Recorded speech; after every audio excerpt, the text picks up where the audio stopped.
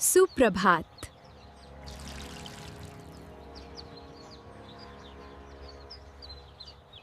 मैत्रिणींनो, आज मी नाश्त्याला कांदा पोहे बनवणार आहे आणि त्यासाठी लागणारे साहित्य मी इथे तयारी करून ठेवलेली आहे.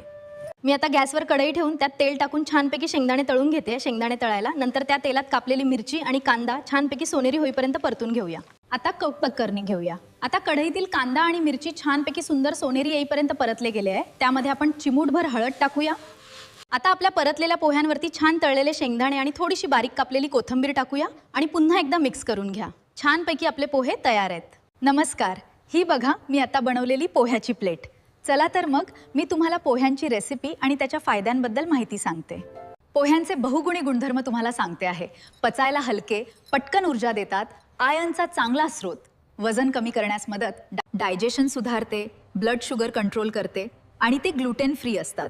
आणि तुम्ही पोहे सकाळच्या नाश्त्यामध्ये नक्की समावेश करा. तुम्ही पोहे घेताना पहिले ताजेपणा बघा. जाड किंवा पातळ पोहे ते बघा, ताजेपणा बघा आणि चांगल्या कंपनीचे उत्पादन असणारेच पोहे घ्या. आपल्या चॅनलची जर व्हिडिओ आवडत असतील तर चॅनलला नक्की सबस्क्राईब करा, व्हिडिओला लाईक करा, शेअर करा आणि कमेंटमध्ये माझ्या व्हिडिओबद्दल लिहायला अजिबात विसरू नका. धन्यवाद.